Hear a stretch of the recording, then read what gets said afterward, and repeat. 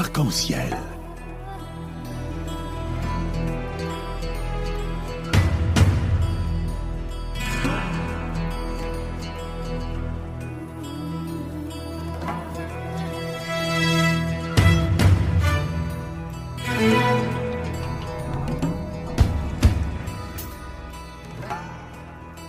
Arc-en-ciel, chaque dimanche, actualité, culture, économie, société et animation festive. Avec Abdelatif Arc-en-ciel, la chronique.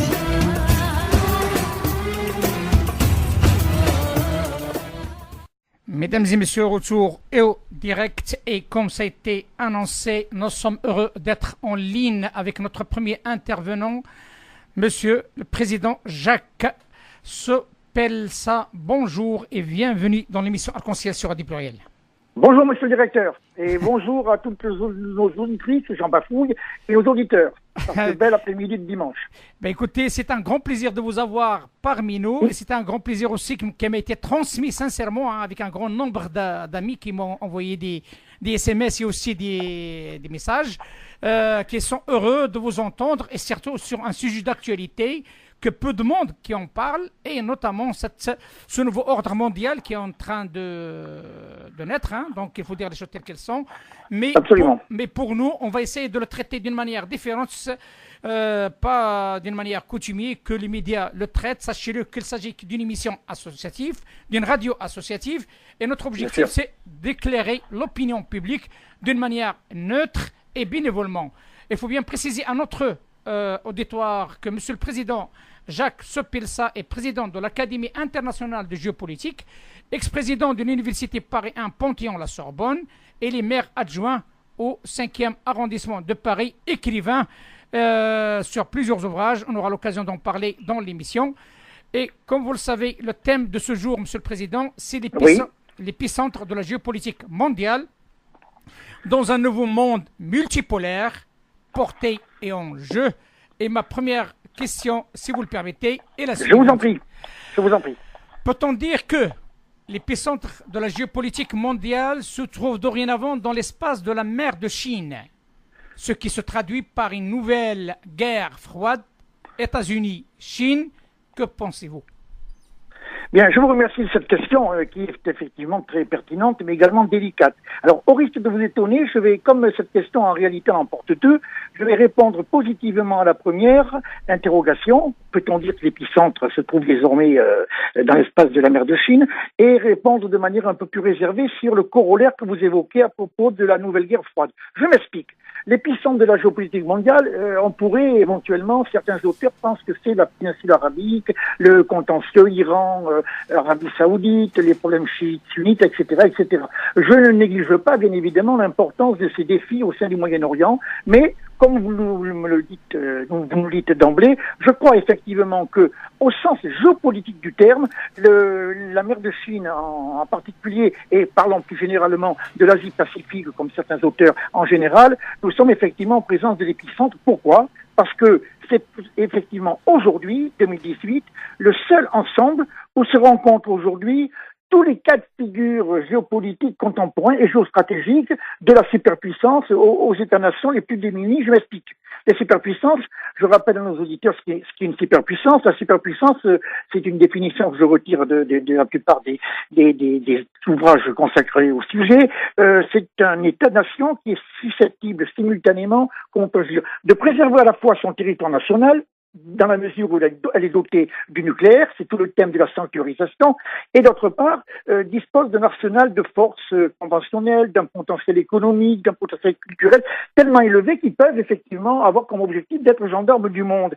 Cette définition rapidement évoquée, aujourd'hui, ne s'applique qu'aux États-Unis d'Amérique. Avant 1991, cette notion de superpuissance pouvait s'appliquer à la Russie. Or, il se trouve que les États-Unis, comme chacun le sait, sont présents directement et indirectement dans ce secteur de l'Asie-Pacifique, en particulier l'Asie-Pacifique Nord. Nous avons également donc l'ex-URSS, qui est, comme vous le savez, à ses frontières orientales dans le secteur, mais nous avons également ce que les géostratèges appellent les puissances moyennes, ce que fait rappeler les grandes puissances, et notamment, bien évidemment, la Chine, on y reviendra sûrement, avec son potentiel économique extraordinaire, sa zone littorale directement concernée, le Japon, est certes depuis longtemps, ou était pendant longtemps un nain militaire, mais qui commence à revenir sur la chaîne sur la scène de la militarisation. Nous avons également ce qu'on appelait les nouveaux pays industriels, les fameux NPI, les dragons, Singapour, la Corée du Sud, etc., etc. Nous avons toute la gamme des pays en voie de développement, au sens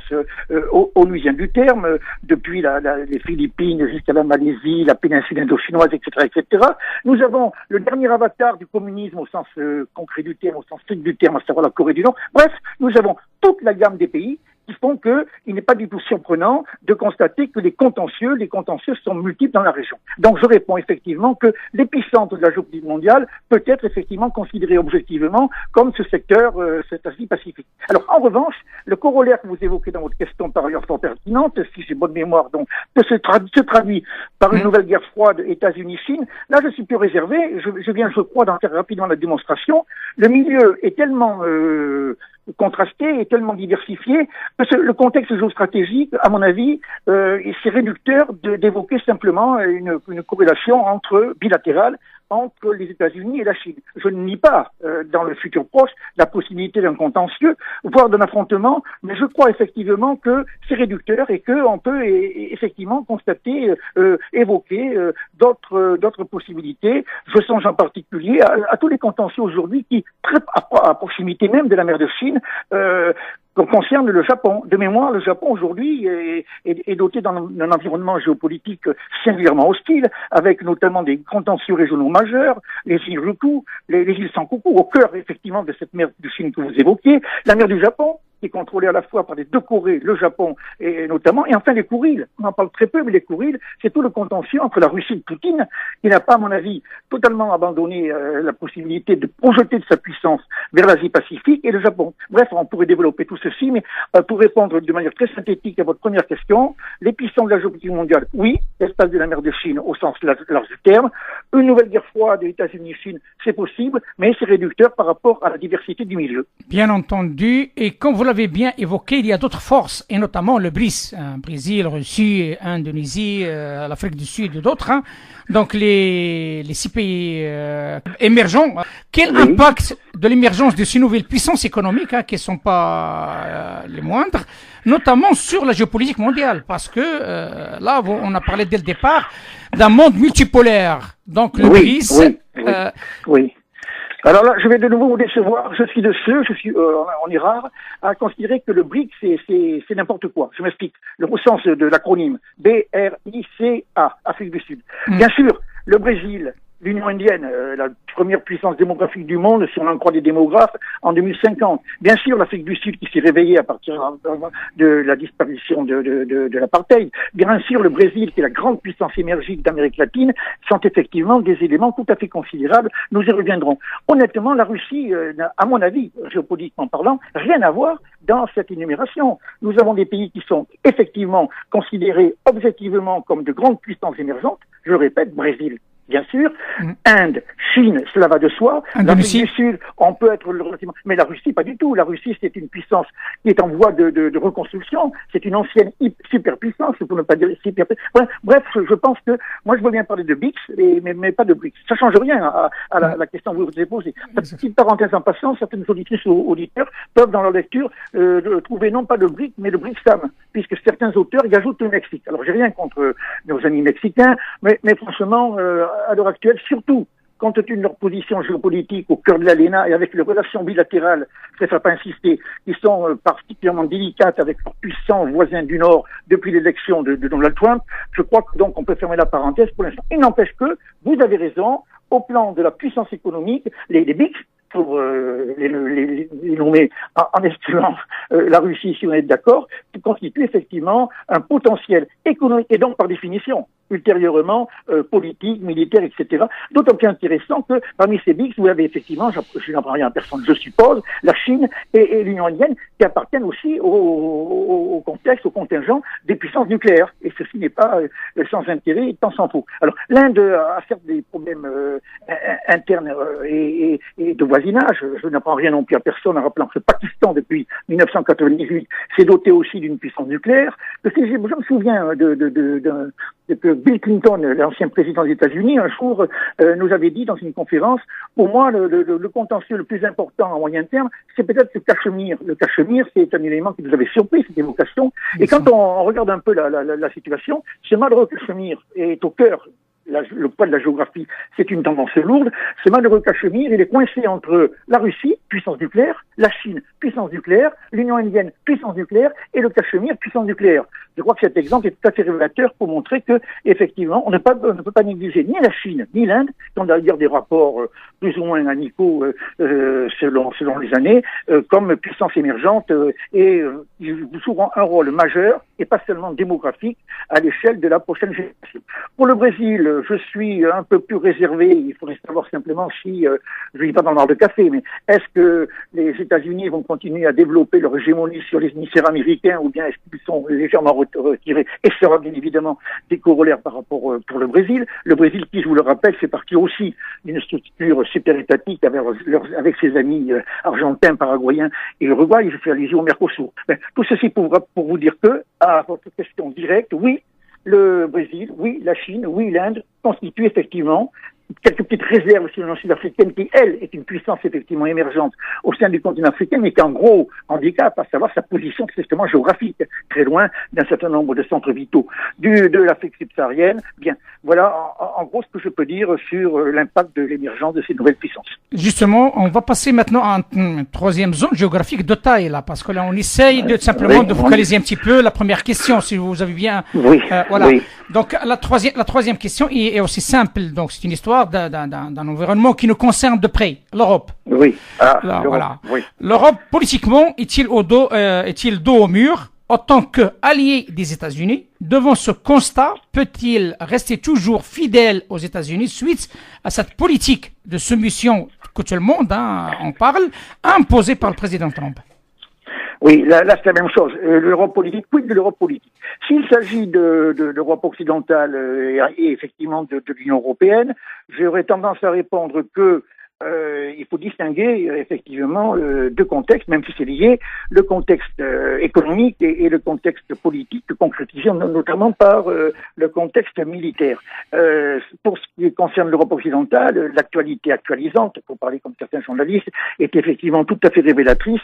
Les relations entre le président Trump, enfin l'administration Trump, pour simplifier, et les pays d'Europe occidentale, notamment les plus importants, et je pense en particulier au binôme à l'axe franco-allemand, Madame Merkel et notre président Macron, c'est vrai que c'est pas l'amour fou, et que au plan économique en particulier, chaque jour que Dieu fait, pratiquement, M. Trump nous annonce des sanctions, qui ne peuvent pas laisser effectivement indifférents au plan économique les responsables de l'Europe occidentale. Je fais naturellement une parenthèse sur nos amis britanniques, dans la mesure où la Grande-Bretagne, d'abord le fameux Brexit, a une position très marginale à l'échelle de l'Europe occidentale, et au risque de vous étonner, mais je prends des risques, je considère moi que les liens historiques d'ailleurs, tendance lourde, les liens entre Londres et Washington n'ont jamais cessé d'être plus importants que les liens entre Londres et les autres capitales d'Europe occidentale. Mais enfin, cette appréciation n'engage que moi, même si on l'a vu assez fréquemment dans la réalité géopolitique et géostratégique majeure. Alors, sur le plan militaire, en revanche, je suis moins inquiet, même si la semaine prochaine, je crois que ça démarre demain d'ailleurs, il y a un nouveau sommet de l'OTAN. Je suis un peu moins inquiet que certains prophètes de malheur qui nous annoncent la mort de l'OTAN. Je n'y crois pas trop, je peux me tromper. Mais l'OTAN, donc vous connaissez cette organisation militaire qui existe depuis bientôt deux tiers de siècle, plus de demi-siècle, presque deux tiers de siècle, au-delà de certains aléas, a montré que, quand on la compare par exemple avec certaines autres organisations internationales, ce sont en particulier, comparaison et pas raison certes, à l'ONU, a montré parfois force et vigueur. Et c'est là que je change de nouveau d'échelle, mais comme vous le savez sûrement, monsieur le directeur, nos auditeurs le savent, la notion d'échelle est capitale dans les analyses géopolitiques. Il y a Europe et Europe. Et l'Europe politique, c'est aussi, depuis l'effondrement de l'Union soviétique, c'est l'Europe des anciennes démocraties populaires. Et vous ne pouvez pas ne pas vous souvenir que depuis une vingtaine d'années, que l'administration américaine soit républicaine ou soit démocrate, je pense en particulier à Bill Clinton et à Barack Obama, les Américains sont toujours efforcés de marquer des points et de conforter les liens avec les anciennes démocraties populaires. C'est pas par hasard notamment que les nouveaux projets concrets, les programmes de missile defense contrôlés dans le cadre de l'OTAN, mais en réalité, naturellement, les États-Unis jouent la part du lion, se passent passe en Pologne, ça se passe en Tchéquie, voire éventuellement au Balkan. Tout ça pour vous dire que le bras de fer économique est évident entre l'Union européenne, certes, et le président Trump et les États-Unis. Je ne sais pas trop ce que nous prépare le lendemain, car là, je le répète, je ne lis pas dans le bras de café, et j'ai l'impression que sur certains plans, il y a aussi quand même beaucoup de gesticulations diplomatiques à la Maison-Blanche. Mais en revanche, sur le plan de l'Europe strictement militaire, au sens de ses relations avec les États-Unis, je pense qu'effectivement, il y a encore de beaux jours devant l'OTAN, ne serait-ce que pour rendre compte de certains paradoxes. On oublie trop souvent, par exemple, au sein de l'OTAN, vous avez la Turquie qui sur ce plan est européenne, même si vous avez 3 ou 4% de la population, du territoire turc fait partie de l'Europe proprement dit, et ceci explique en particulier ce paradoxe, la position, les relations relativement privilégiées entre Erdogan, par exemple, et l'administration Trump. Monsieur le Président, vous avez parlé de quelque chose de très important et je ne peux pas ne pas rebondir là-dessus parce que vous êtes parmi les premiers qui ont fait, comment dirais-je, la mention, notamment la position de la Grande-Bretagne. Est-ce que, c'est une question qui va être directe, si vous le permettez, j'apprécie énormément votre franchise et votre franc-parler sur ces questions-là. Est-ce que vous ne croyez pas que cette décision de Brexit qui a été prise a été déjà préméditée, vu que, comme vous le savez mieux que moi, la géopolitique, ce sont des décisions qui sont prises depuis plusieurs années et qu'il y avait tant que ce lèvement, j'ose dire, des États-Unis, l'administration, je parle, l'administration américaine qui après, soit avec Monsieur le Président actuel ou bien celui qui devrait être à sa place, est-ce que c'était vraiment prémédité et bien calculé pour épargner la Grande-Bretagne de cette...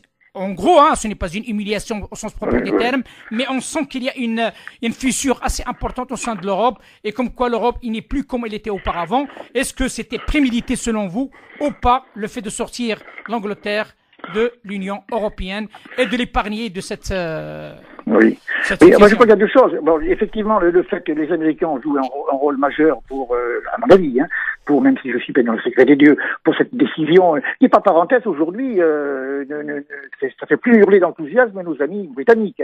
L'opinion publique britannique commence d'ailleurs à découvrir que le Brexit c'est très bien, mais que finalement le Brexit va avoir pour corollaire un certain nombre de difficultés, y compris des difficultés économiques. Je ferme la parenthèse. Mais là, vous avez tout à fait raison, c'est de rappeler l'éventuelle préméditation. Les États-Unis ne sont pas neutres dans cette affaire.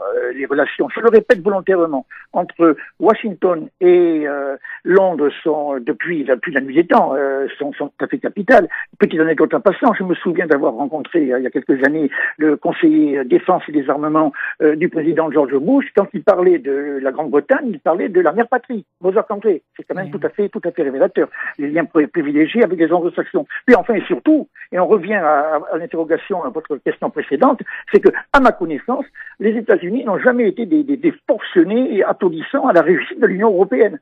C'est un concurrent direct et non pas complémentaire au plan économique. Ça peut être éventuellement, paradoxalement, un concurrent politique. Et à mon humble avis, qu'il soit démocrate ou qu'il soit républicain, a fortiori soit républicain, je crois que les États-Unis n'ont pas joué un rôle neutre, mais au contraire ont contribué à la préméditation du fameux Brexit. Écoutez, après l'Europe, bien entendu, un monde qui se trouve dépourvu de toute action politique, j'ose dire, donc le monde africain et arabe. Les grands absents, Monsieur le Président, en tant qu'acteurs dans l'échiquier géopolitique mondial, le monde arabe et le monde africain. Comment expliquez-vous la nouvelle stratégie économique et militaire américaine et chinoise sur les deux zones? Alors votre question est pire que la première. C'est pas une critique, Elle est encore plus riche puisque vous évoquez deux zones qui sont. Alors il y a des points communs. Elles font partie du tiers-monde au sens d'Alfred Sauvy du terme, mais elles ont naturellement des spécificités. À ma connaissance, bon, le monde arabe, quand vous l'évoquez au plan géopolitique, vous ne pouvez pas ne faire l'impasse sur un fait majeur de la géoéconomie depuis les deux chocs pétroliers, en particulier le pétrole. Bon, alors c'est peut-être un peu réducteur. Il n'empêche que, jusqu'à une époque relativement récente, le malheureux continent africain n'était pas totalement concerné par ce phénomène. C'est nouveau. Ce qui est nouveau, et là je pense que je n'apprends rien aux auditeurs, c'est non pas la découverte, mais l'exploitation du pétrole, et en particulier, des hydrocarbures, notamment au cœur du golfe de Guinée. Et c'est pas du tout un hasard si depuis, et j'en reviens à votre interrogation, si depuis deux ou trois bonnes décennies, les Américains sont plus que jamais présents notamment en Afrique francophone et notamment en Afrique même anglophone, les États riverains du golfe de Guinée. Je songe au Cameroun, je songe au Nigeria, je songe au Libéria bien sûr, je songe à la Guinée équatoriale, qui font que désormais la présence américaine économique et donc éventuellement militaire est en train de prendre le pas sur les anciennes puissances coloniales, et je songe en particulier bien sûr à l'Afrique avec le délabrement de ce que naguère on évoquait la France-Afrique. La Chine, c'est encore plus spectaculaire. J'étais, pour ne rien vous cacher, le mois dernier en Guinée équatoriale, à Malabo. À Malabo, qui est la Guinée équatoriale de Teodoro Obiang-Nguema, est en plein développement économique, grâce en particulier au pétrole. La Guinée équatoriale est en plein boom au niveau des infrastructures, des superstructures, etc. J'ai visité toute une série de lieux quasiment pharaoniques. Les investisseurs européens sont quasi totalement absents. Les investisseurs américains sont relativement médiocres. Il y a effectivement, presque exclusivement, des investisseurs chinois. C'est quand même tout à fait révélateur. Et cette anecdote, je pourrais la démultiplier au Gabon, où j'étais également récemment, en Congo français, au Congo ex-français de Brazza, etc., etc. Donc, la nouvelle stratégie militaire américaine et chinoise, elles sont naturellement, elles se catapultent, sont indissociablement liées à effectivement ce potentiel économique tout à fait remarquable et mal mis en valeur, et pour cause, c'est tout le problème du sous-développement et des difficultés de décollage, à savoir le continent africain, notamment l'Afrique subsaharienne. Pour ce qui concerne le monde, la péninsule arabe en particulier, la donne est un peu différente dans la mesure où, via en particulier naguère le secteur de la géopolitique de l'énergie, et puis via les deux conflagrations que vous connaissez en particulier avec sous George Bush senior puis George W. Bush, effectivement, la donne est quasi plus caricaturale. Écoutez, Monsieur le Président, oui. Comme vous le savez, vous avez parlé tout à l'heure on a parlé ensemble aussi de ces pays émergents. Et comme tout le monde le sait, jusqu'à ce jour, le Conseil de sécurité accorde 5 droits de veto à 5 puissances nucléaires. Et comme quoi, simplement, on vit, il y a beaucoup d'observateurs qui le disent, qui disent comme quoi on est en phase de l'éclatement du Conseil de sécurité vu ce qui se passe à travers le monde, et surtout beaucoup de monde qui mettent l'accent sur le fait comme quoi le Conseil de sécurité maintenant prend des décisions selon des intérêts des puissances nucléaires qui ont le droit de veto. Et je vous donne quelques exemples: la Syrie, l'histoire de transfert de l'ambassade des États-Unis à Jérusalem, le Yémen et d'autres. Donc c'est plusieurs exemples, et on voit comme quoi il y a un certain ras-le-bol exprimé par l'intermédiaire de ces puissances émergentes qui sont soutenues par d'autres puissances qui ont le droit d'appuyer sur avec un vote, mais sans plus. Mais au locomotive, on voit des pays émergents qui demandent un peu d'égalité par rapport à ces décisions qui sont prises par le Conseil de sécurité. Comment vous voyez-vous l'avenir de ce Conseil de sécurité? Je le vois d'autant plus facilement. Je vais vous faire un aveu. L'ancien secrétaire général Pérez de Cuellar avait constitué il y a quelques années un petit comité d'experts, entre guillemets, de réflexion pour essayer de réformer ce fameux Conseil de sécurité. Il se trouve que je suis les deux Français qui travaillent sur ce dossier, donc je suis à la fois un élément partial et j'essaie d'être impartial. Il est évident que ce Conseil de sécurité, sa structure est obsolète. Je rappelle à nos auditeurs, il s'agit donc des 5 puissances nucléaires, les 5 premières puissances nucléaires. Il est figé depuis un demi-siècle, plus d'un demi-siècle, avec donc les États-Unis, la Russie, alias c'était l'Union soviétique, la France, la Grande-Bretagne et la Chine. Très bien, ça va plus du tout, dans la mesure où le nouvel ordre mondial a démultiplié. Nous avons évoqué tout à l'heure l'émergence de nouvelles puissances, et que surtout, c'est pas tellement le fait que ça s'est réduit à 5 puissances, d'autant plus que les Nations Unies ont bien vu qu'il y avait un petit problème, et ont fait, quelques années plus tard, il y a quelques décennies, ont mis sur pied donc les fameux membres non permanents du Conseil de sécurité, qui constitue, enfin, disons, des strapontins.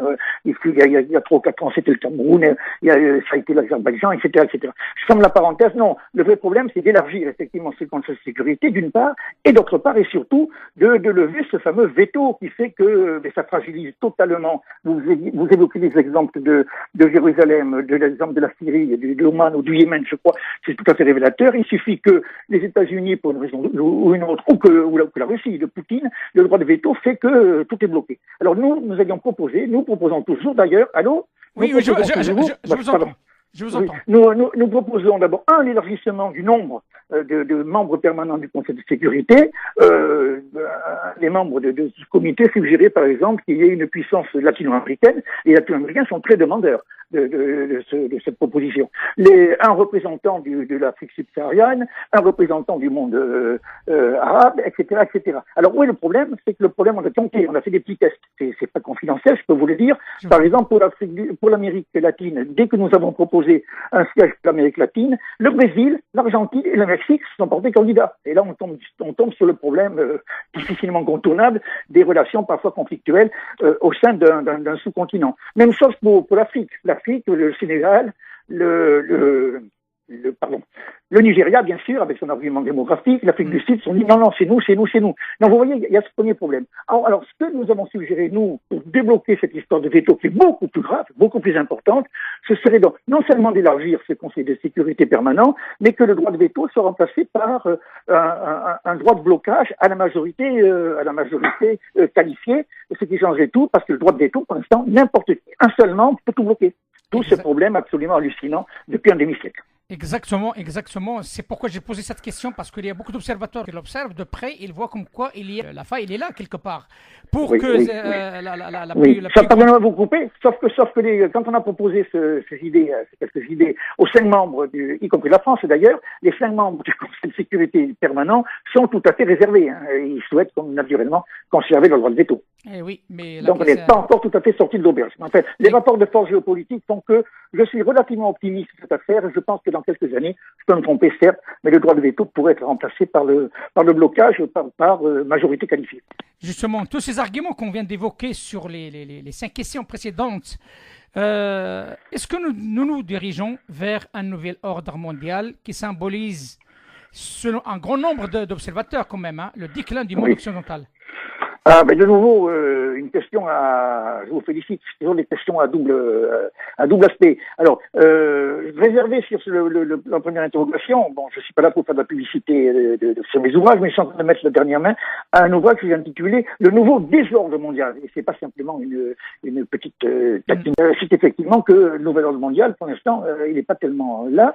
Et alors, est-ce qu'il symbolise le déclin du monde occidental? Je dirais simplement que, là, je n'en parle rien à personne, il y a 3 hypothèses. Il y a l'hypothèse de ceux qui ont les héritiers, notamment de Kennedy, le professeur de géopolitique de Yale, si j'ai bonne mémoire, qui parlait d'unipolarisation, c'est-à-dire une superpuissance, les États-Unis, qui progressivement verrait se dégrader son potentiel.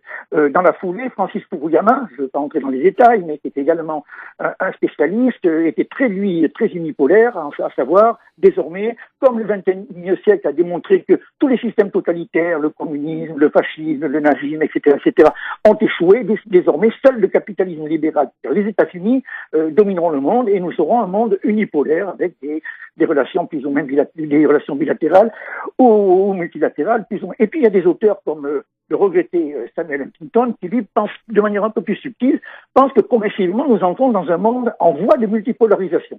Là, je suis pas du tout hostile. A priori, je pense effectivement que l'on pourrait progressivement entrer dans une phase où il faut distinguer ce que nous, les géopoliticiens, on appelle des espaces inorganiques, qui correspondent grosso modo à l'univers du tiers-monde, avec tous leurs problèmes, leur territoire souvent artificiellement délimité, système de la décolonisation, des véritables poudres démographiques, toute une série de problèmes que, hélas, nous connaissons bien et qui ont du mal effectivement à se polariser. Et en face, quelques blocs en voie de polarisation. Le bloc américain, j'y crois, personnellement.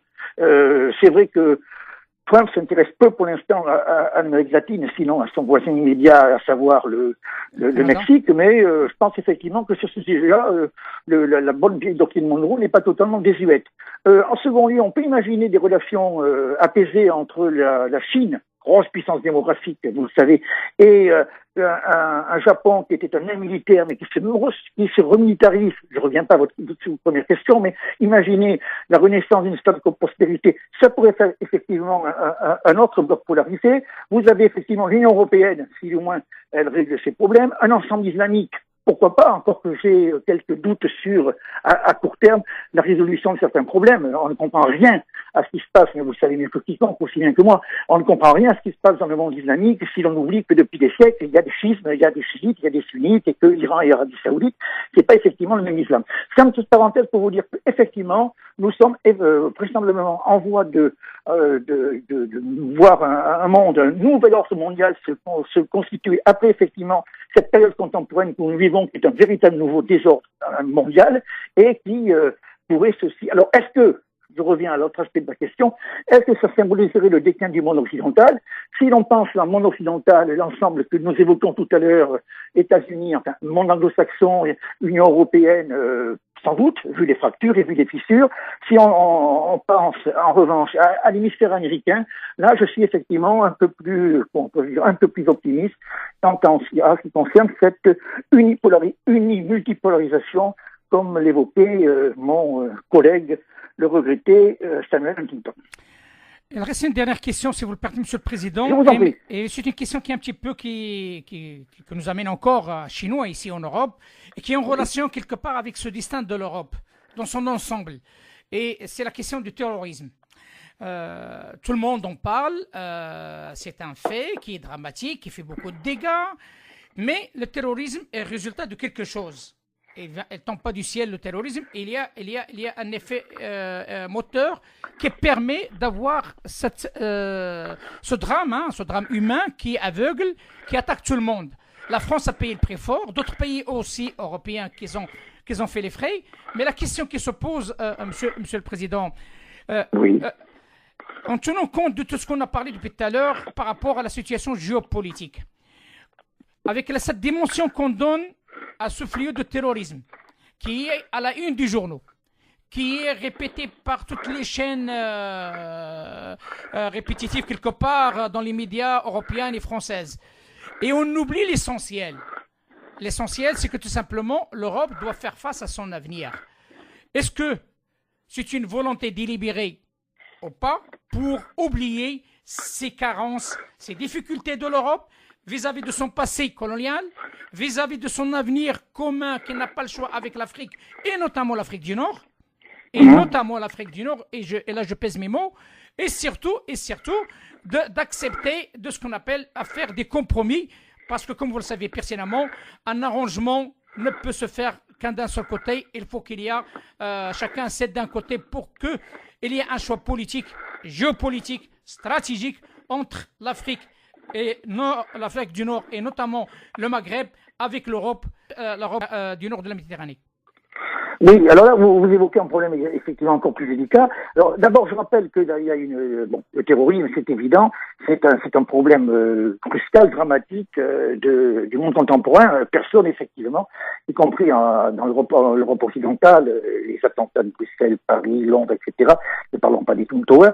C'est une évidence, c'est ridicule de la nier. Alors, je fais quand même deux petites remarques complémentaires sur ce sujet. D'abord, la confusion souvent entretenu par certains idéologues politiques que je dénonce, à savoir entre terrorisme et islam, et au moins fondamentalisme islamique. Le terrorisme, hélas, existe depuis la nuit des temps. Je rappelle qu'au siècle dernier, il y avait des terroristes anarchistes au début du XXe siècle en France, qu'il y a 25 ans, il y avait des terroristes en Allemagne, la bande Bader, il y avait les terroristes en Italie, qui ont en particulier assassiné le Premier ministre, il y a eu des terroristes en Iran, etc., etc. Donc malheureusement, le terrorisme fait partie des actes de violence qui, hélas, je le répète volontairement, illustrent tragiquement l'histoire de l'humanité. Alors cette parenthèse fermée, mais elle n'est pas totalement inutile, je le crois. Bon, il est vain de nier l'importance de la question. Alors, est-ce que c'est un faux problème pour détourner l'opinion publique européenne?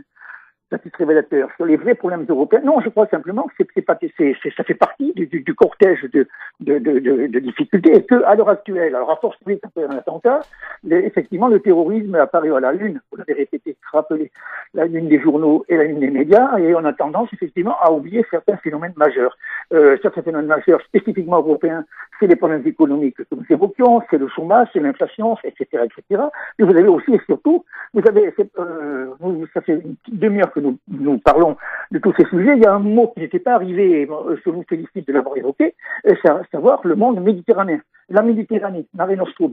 Nous touchons du doigt, nous, Européens, un problème capital, historique, avec les liens privilégiés que nous avions notamment dans un autre contexte avec les rives nord, avec la rive sud de la Méditerranée, s'allusion bien sûr aux liens qui sont parfois effectivement péjorés par tous ces problèmes avec notamment nos amis du Maghreb. Puis d'autre part, et surtout peut-être, nous touchons du doigt un phénomène alors qui lui constitue à mon avis un défi majeur pour la prochaine génération, et au moins pour la prochaine décennie de l'Europe occidentale en général et des pays de la rive nord de la Méditerranée en particulier. Je veux bien évidemment faire allusion aux migrations internationales, aux drames que nous vivons en direct via les médias depuis plusieurs années et dont la cause profonde est bien évidemment est liée, mais c'est un tout autre sujet, au malaise profond des pays dits en voie de développement. Écoutez, Monsieur le Président, merci infiniment d'avoir accepté notre invitation. C'était vraiment un grand plaisir de vous entendre et je suis convaincu que notre auditoire a bien appris beaucoup de choses. Et soyez la bienvenue quand vous le souhaitez dans l'émission Arc-en-Ciel pour développer d'autres, surtout notamment avec la sortie de votre prochain livre, hein, qui est normalement prévu pour l'automne, si je bien... C'est ça. Donc, okay. Écoutez, je vous rassure tout de suite, je suis toujours très franc, c'est moi qui ai fait du plaisir à répondre à vos questions. Je suis ravi d'avoir pu consacrer cette bonne petite demi-heure avec nos auditeurs et auditeurs de Radio Arc-en-Ciel. Je reviendrai quand vous me ferez l'honneur de vous inviter, et pas seulement pour faire la promotion de mon ouvrage, rassurez-vous. Ah oui, non, loin de là, mais c'était un grand plaisir pour nous de l'en parler parce qu'il fait partie des les questions qui étaient évoquées aujourd'hui. Hein. Absolument. Comme vous l'avez bien dit, donc ils feront partie de votre ouvrage. Monsieur le Président de l'Académie internationale géopolitique et ex-président de l'Université Paris 1, Panthéon-La Sorbonne, maire adjoint de la 5e arrondissement de Paris, merci infiniment et je vous dis à très bientôt. À très bientôt, cher ami. Et merci encore de votre écoute. Monsieur. Merci, monsieur. À bientôt. Au revoir. Arc-en-Ciel.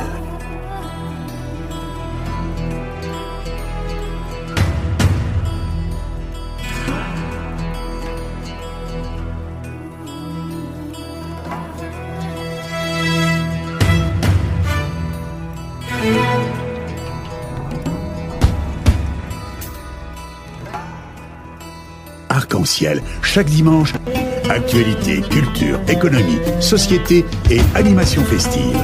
Avec Abdelatif Arc-en-Ciel, la chronique.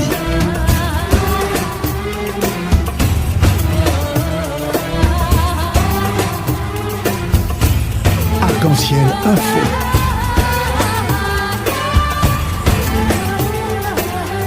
Arc-en-Ciel, animation festive.